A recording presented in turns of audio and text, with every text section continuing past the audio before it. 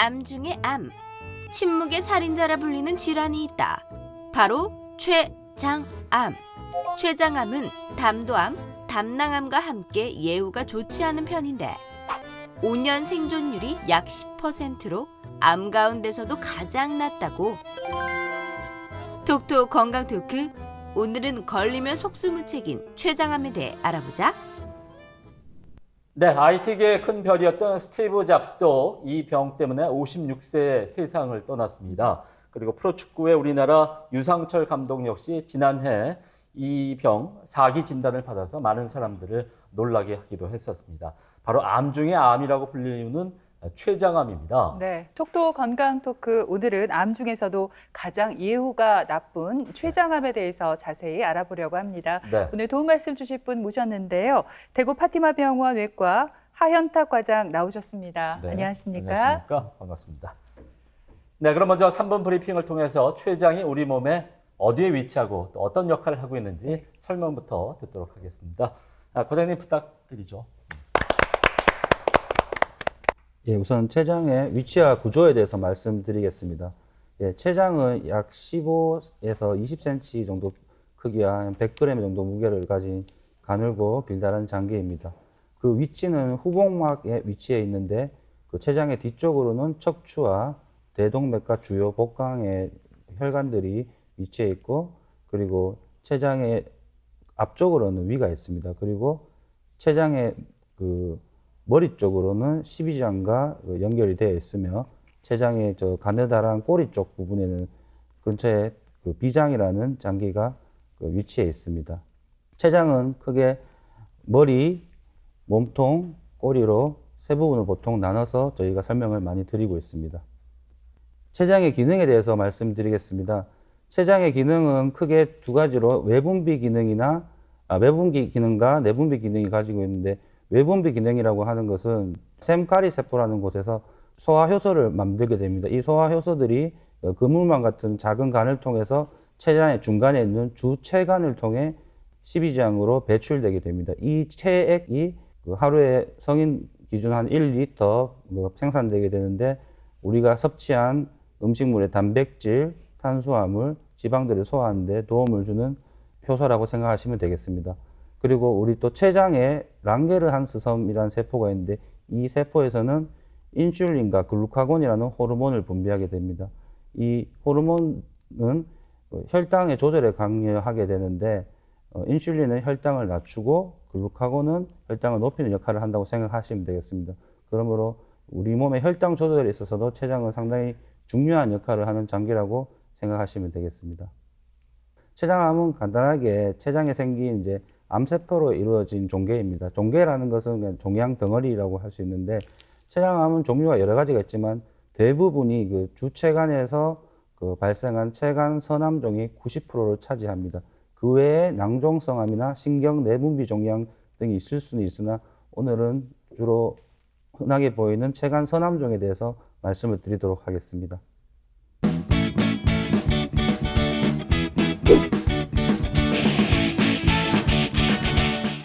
네, 먼저 네. 췌장과 췌장암에 대해서 자세히 알아봤습니다. 네. 그런가 하면 피부와 이 눈 흰자위가 노랗게 변하는 황달이 나타나면 네. 췌장암을 한번 의심해 봐야 한다고요. 예, 황달은 췌장암 환자에서 약 50%에서 나타나는데, 이는 주로 췌장의 머리 부분을 지나가고 있는 총담관을 암덩어리가 막아서 발생하게 됩니다. 따라서 황달이 있는 환자의 대부분은 암이 이제 췌장 위치 중에서도 머리 쪽에 위치해 있다고 생각하시면 되고, 또 이게 황달이라고 하는 것이 총담관 결석과 있었을 때 생길 수가 있지만, 췌장암에 의한 황달은 주로 동통을 동반하지 않기 때문에 구별될 수가 있습니다. 네, 그런가 하면 가족력이 없는데도 불구하고 갑자기 없던 당뇨병이 생겼거나 또 당뇨병 환자 같은 경우에는 좀 어느 순간부터 혈당 조절이 안 될 때, 이때도 이 췌장암을 의심해 봐야 한다고요? 예, 맞습니다. 당뇨병 발생이 췌장암과 서로 연관되어 있다는 연구 보고도 있으며, 아까 말씀하셨다시피 네. 당뇨가 없었던 환자가 갑자기 당뇨가 생긴다든지, 아니면 당뇨가 있던 환자라도 당이 조절이 갑자기 잘 안 되면서 체중이 감소하거나 복통 등의 증상 등이 발생하신다면 한 번쯤은 췌장암 발생을 의심하시고 검사를 받는 것을 추천드립니다. 네, 췌장암에 대해서 알아보고 있는데요. 그런가 하면은 췌장암의 예후가 좋지 않은 이유 가운데 하나가 초기에 별다른 증상이 없기 때문이라고 하는데 그 증상, 아까 뭐 황달 얘기도 나왔습니다만 어떤 증상들이 나타나나요? 네, 맞습니다. 항달도 생길 수 있고 여러 가지 증상이 생길 수도 있지만 췌장암의 가장 큰 문제가 뭐냐면 실제로 증상이 발현될 쯤에는 병의 진행이 만행되어서 병원에 방문하셨을 때는 이제 치료 시기를 놓치는 경우가 간혹 있습니다. 그리고 췌장암의 증상 자체가 좀 모호하고 그렇기 때문에 다른 췌장 질환이나 아니면 다른 소화기계 계통의 장애로 오인하시고 그냥 지나가시는 분들도 많습니다. 물론 가장 흔한 증상 중에 하나는 복통입니다. 복통은 사실 이제 명치 부분 통증이 가장 흔하긴 하나 상하 좌우 어느 부위에서든 그 췌장암으로 통증이 올 수가 있습니다. 하지만 대부분의 환자들이 가벼운 위염이나 이런 걸로 생각하시고 소화제 등을 복용하시다가 늦게 오시는 경우가 많고 이 복통이 진행이 되면 허리 통증이 생길 수도 있습니다. 왜냐하면 췌장칸은 장기가 아까도 말씀드렸다시피 이 척추 위에 있는 장기이기 때문에 근데 허리 통증까지 와서 병원에 방문하시면 병이 너무 진행이 되다 보니까 아무래도 치료 시기를 놓치는 경우가 많습니다. 항달은 아까도 말씀드렸지만 그 췌장암 덩어리가 머리에 생기면서 이 담관을 폐색시키고 담관이 폐색되다 보니까 담즙이 정체가 되면서 생기는 증상입니다. 이 항달이 생기면 주로 어떤 것을 관찰할 수가 있냐고 하면 눈의 흰자위가 노래진다든지 아니면 피부 색깔이 좀 평소보다 더 진해지면서 노래지는 걸 느끼실 수 있습니다. 그리고 소변을 보실 때 좀 예전과는 다르게 좀 진한 갈색으로 소변이 색깔이 관찰되신다면 항달을 의심하시고 가까운 병원에 꼭 진료를 받으시기를 권유를 합니다. 그리고 췌장암이 발생함으로 인해서 외분비 기능에 장애가 오다 보니 소화 효소 같은 게 제대로 분비가 안 될 수가 있습니다. 그러다 보니 음식물의 섭취도 잘 안 되고 섭취가 안 되고 또 흡수도 잘 안 되고 이래서 한 몇 달간의 체중 감소가 갑작스럽게 생길 수가 있기 때문에 체중 감소가 있어도 췌장암을 의심을 할 수가 있겠습니다. 또 마찬가지로 당뇨 등의 증상도 아까도 똑같은 말씀을 드렸지만 없던 당뇨가 생긴다든지 특히 가족력이 없던 분이 당뇨가 갑자기 생긴다든지 아니면은 당뇨가 있더라도 갑자기 당이 조절이 안 된다든지 위에서 말씀하셨던 복통이나 체중 감소 같은 게 같이 동반이 된다든지 특히 항달이 동반이 된다든지 이런 경우에는 췌장암을 의심하시고 한 번쯤 검사를 받으신 걸 꼭 권유를 드립니다. 네, 췌장암의 증상으로 뭐 복통, 황달, 또 소화장애, 체중 감소, 당뇨 이렇게 설명을 해주셨습니다. 근데 췌장은요 아무래도 몸속 가장 깊은 곳에 위치를 해 있다 보니까 뭐 치료는 고사하고 참 진단도 쉽지 않을 것 같아요, 과장님. 실제로는 좀 어떤가요? 예, 맞습니다. 사실 췌장칸 장기가 복부 깊숙하게 다른 장기들에 이렇게 둘러싸여 있기 때문에 증상도 잘 안 나타나고 진단도 쉽지는 않은 건 맞습니다만 그래도 의학기술이 발전하면서 점점 많은 진단 도구들이 발달되고 있기 때문에 거기에 대해서 한번 제가 설명을 드리겠습니다. 기본적으로 췌장암이 의심이 되면 저희가 하는 검사들이 혈액검사, 종양표지자 검사, 복부 초음파, 복부 CT, 그리고 MRI, 그리고 흔히들 PET-CT라고 하는 양전자 방출 단층 촬영을 하게 됩니다. 우선 혈액검사만으로 췌장암을 진단을 할 수 없습니다. 하지만 췌장암으로 인해서 항달이 생겼을 때 그 항달에 의해서 올라가는 수치인 빌리루빈이나 ALP, GGT 같은 수치가 올라간다든지 아니면 췌장암에 의해서 2차적으로 생기는 췌장염에 의해서 아밀라제 등의 췌장염 수치가 올라갈 수 있습니다. 이런 경우에 저희가 췌장암을 의심하고 다른 진단 도구들을 사용할 수가 있고요.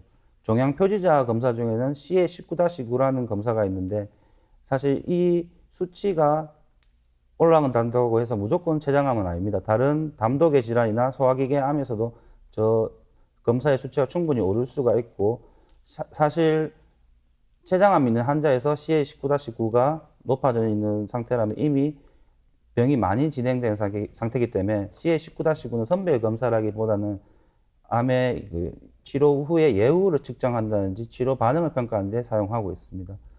그리고 가장 쉽게들 할 수 있는 복부 초음파는 우선 이제 항달이 발생했을 때 담독의 담석으로 인한 그 황달과 췌장암으로 인한 한달에 구분하는 데 많은 도움이 될 수가 있고 특히 조영제를 사용하지 않는다는 장점이 있습니다. 그리고 췌장의 종괴와 간전이 등 담간의 확장들도 확인을 할 수는 있으나 췌장 자체가 너무 깊숙한 곳에 둘러싸여 있는 장기이기 때문에 검사에 있어서 제약이 있는 점은 많은 사실입니다. 그렇기 때문에 저희는 우선 췌장암이 의심되면 CT 검사를 많이 권유합니다. CT 검사는 최소 1cm 정도의 크기의 암 종괴도 발전할수록 그 선별도가 상당히 높은 축에 들며 또 수술하기 전에 수술 전 병기를 결정할 수가 있으며 수술 가능한지 불가능한지 그런 것도 판단하기에 많은 도움이 되는 검사입니다. MRI 같은 경우에는 CT 검사 결과 애매모호하거나 할 때 추가로 또 할 수가 있습니다. MRI 장점으로는 주체관이나 이 담간의 구조를 좀 더 CT보다 명확하게 확인할 수 있다는 장점이 있고 또 간전이를 확인하는 데 있어서도 많은 도움을 주는 검사입니다. 그리고 마지막으로 PET-CT 검사는 우리가 암이 발생했을 때 다른 원발 부위 아닌 또 원격 전이 병소가 있는지 확인을 가능할 수가 있고 또 치료 후에 재발이나 그 효과 판정에 있어서도 많은 도움을 줄 수 있는 그런 검사입니다. 내시경적 역행성 담재관 조영술에 대해서 말씀드리겠습니다. 이 검사는 일반 내시경보다는 조금 특수한 내시경인데요. 입구를 통해서 식도 위를 거쳐 12지장의 내시경을 이제 거치하게 됩니다. 그래서 이 췌관과 그 담관의 입구인 이제 바터 팽대부를 통해서 배관을 삽입을 해서 이렇게 조영술을 통해서 담관의 이제 폐색이나 췌관의 폐색 등을 확인을 할 수가 있습니다. 그래서 필요하면 치료적 담즉 배액술도 같이 시행할 수가 있고 췌관 세포의 채취나 조직 검사 등에 이용을 할 수 있기 때문에 아주 좋은 검사입니다. 내시경 초음파 검사에 대해서 또 말씀을 드리겠습니다. 내시경 초음파 검사는 내시경에 이제 초음파를 장착해서 내시경을 위나 12지장에 이제 위치해서 췌장 바로 앞에서 관찰하는 검사라고 생각하시면 되겠습니다. 진단도가 상당히 높고 그림에서 보시나 보지 저렇게 노란 화살표의 까만 부위가 지금 췌장암으로 의심되는 부위입니다. 초음파로 확인을 하면서 또 바늘로 또 세포 검사를 같이 할 수 있는 장점이 있는 그런 진단 방법입니다. 마지막으로 감별 진단에 대해서 말씀드리겠습니다. 주로 이제 췌장암이 두부에 생겼을 때, 그러니까 췌장 머리에 생겼을 때 그 주변에 있는 다른 병들과 비슷한 증상들을 나타내게 됩니다.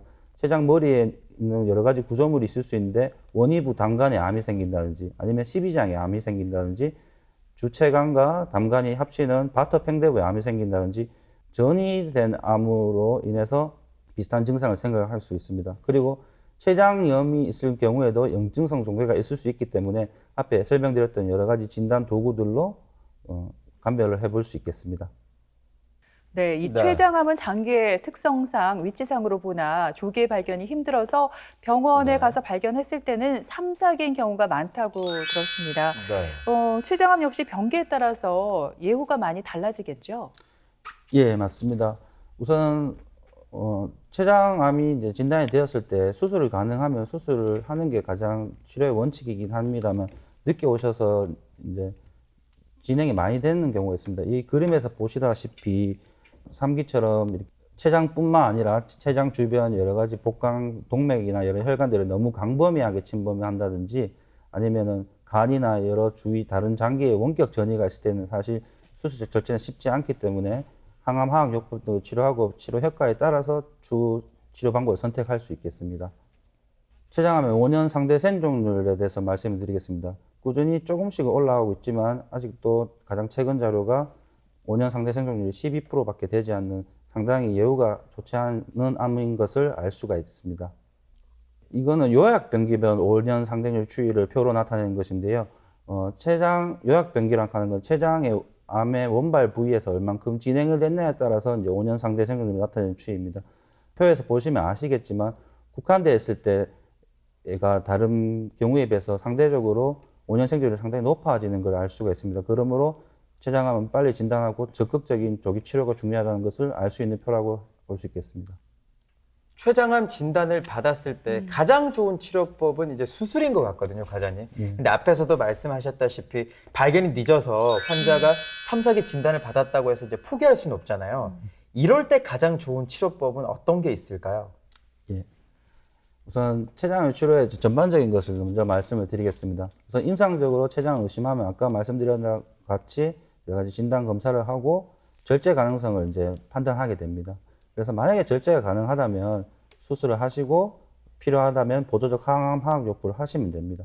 하지만 이게 국소 진행이 너무 많이 됐거나 다른 장기로 전이가 돼 있다면은 우선 항암 화학 요법과 방사선 치료를 하고 또 여러 가지 증상이 생길 수 있기 때문에 그 증상을 완화하는 보조적 치료를 하면서 치료에 따른 반응에 따라서 다른 치료를 또 고려해 볼 수가 있겠습니다.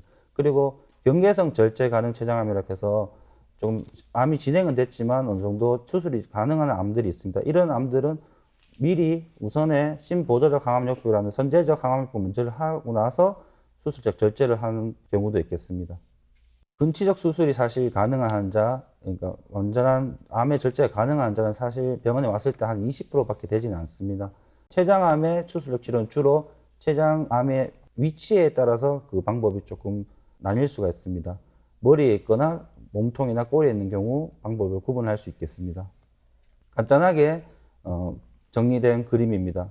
우선 췌장 머리 두부 쪽에 암이 발생한 경우에는 흔히 많이 들었던 히플시 수술이나 유문보전 체12장 절제술을 많이 하고 췌장암이 췌장 전반적으로 너무 많이 다 퍼져 있다면 체전절제술을 하는 경우도 있긴 합니다. 췌장암이 췌장의 꼬리나 몸통 쪽에 있으면 원위부 췌장절제술을 시행하고 있습니다. 아까 말씀드렸던 수술 방법 중 가장 흔히 많이 하는 그 수술적 치료 두 가지에 대해서 한번 간단히 다시 설명드리겠습니다. 히플시 수술과 유문보전 12장 절제술의 차이점은 유문보전 12장 절제술은 위를 보존한다는 장점이 있습니다.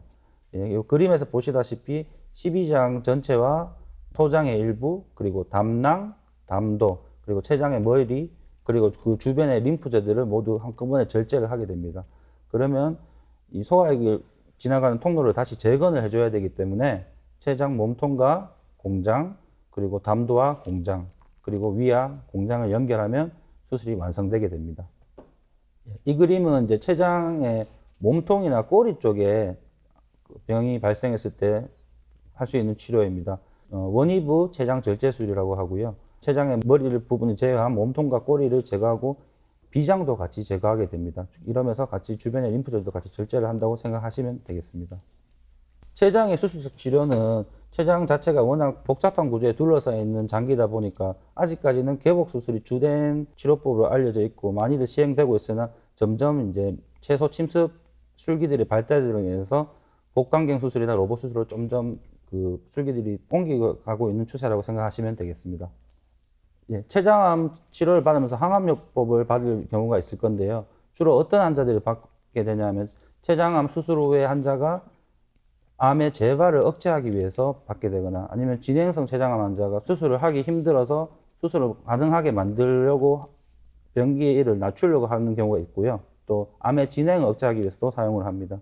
또 여러 가지 증상을 호전시키기 위해서 항암 치료를 받을 수 있고 궁극적으로는 생존기간 연장을 목표로 한다고 생각하시면 되겠습니다. 방사선 치료는 췌장암의 치료에서 전통적으로 해왔던 치료인데요. 주로 이제 췌장암 수술 후 환자가 재발을 방지하기 위해서 하는 경우가 많고 또 수술적 절제 불가능 환자에서 절제를 가능하게 하는 경우에 시행할 수가 있겠습니다. 그리고 진행이 너무 많이 돼서 다른 장기로 뭐 뼈로 전이가 됐다든지 뇌로 전이가 됐을 때 통증 등의 증상들이 생길 수가 있는데요. 이런 증상 완화를 위해서도 방사선 치료를 할 수 있겠습니다. 예전에는 췌장암에 걸렸다고 하면 많은 분들이 낙담에 많이 빠졌는데 예후가 좋지 않다고는 하지만 그래도 우리 환자 입장에서 희망을 잃어서는 안 되겠죠. 어떠십니까?